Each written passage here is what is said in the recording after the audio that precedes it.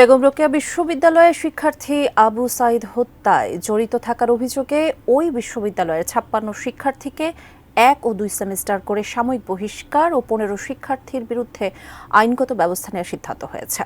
বিকেলে বিশ্ববিদ্যালয়ের সিন্ডিকেট সভা শেষে উপাচার্য অধ্যাপক শওকত আলী জানান, ১৫ জনের বিরুদ্ধে আইনি ব্যবস্থা সহ ৩৩ জনকে ২ সেমিস্টার ও ২৩ জনকে ১ সেমিস্টার ড্রপের সিদ্ধান্ত নেওয়া হয়েছে। তিনি আরও জানান, বৈষম্য বিরোধী আন্দোলনে শিক্ষার্থী নিপীড়নের ঘটনায় অভিযুক্তদের বেশিরভাগই ছাত্রলীগের নেতাকর্মী। এছাড়া হামলায় জড়িত শিক্ষক, কর্মকর্তা, কর্মচারীদের সাময়িক বরখাস্ত করে কারণ দর্শানোর নোটিশ দিয়েছে বিশ্ববিদ্যালয় প্রশাসন।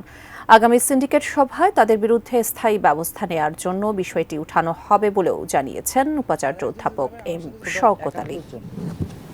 আউট অফ 72 আর একজনকে তার শৃঙ্খলা বোর্ডের সামনে সে এসে তার আত্মপক্ষ সমর্থন করেছেন, তথ্য প্রমাণের ভিত্তিতে অব্যাহতি দেওয়া হয়েছে। ২ জন শিক্ষককে আমরা সাময়িক বহিষ্কার করেছি, কারণ ১০টার সাথে নোটিশ দিয়েছি।